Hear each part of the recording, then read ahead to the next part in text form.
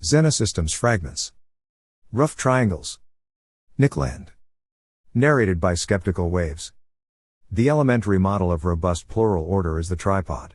Whether taken as a schema for constitutional separation of powers, a deeper cultural matrix supporting decentralized societies, or a pattern of ultimate cosmic equilibrium, triangular fragmentation provides the archetype of quasi-stable disunity. By dynamically preempting the emergence of a dominant instance, the triangle describes an automatic power suppression mechanism. From the romance of the three kingdoms to the good, the bad, and the ugly, triangular fragmentation has been seen to present an important and distinctive strategic quandary.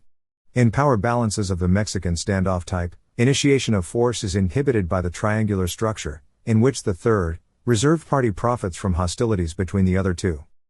The Cold War, schematized to its basics, is the single most telling example. Rather than a binary conflict between East and West, the deep structure of the Cold War was triangular, making it intractable to two-player game theoretic calculations.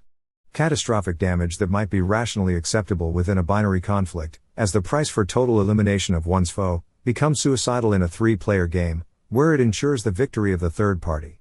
Mad reason is no longer readily applied, once mutual is more than two.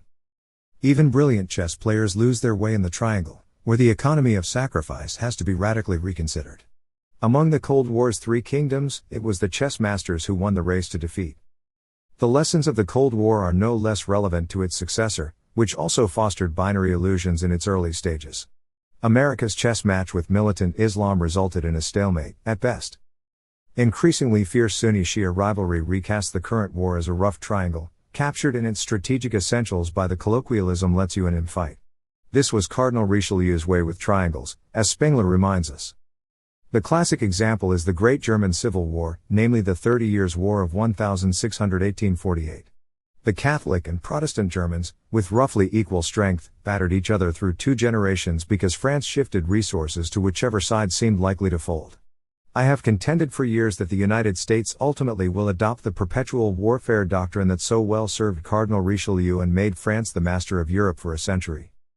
To imagine this policy being pursued with cold deliberation is the stuff of conspiracy theory. Nevertheless, regardless of whether anybody is yet playing this game, this is the game.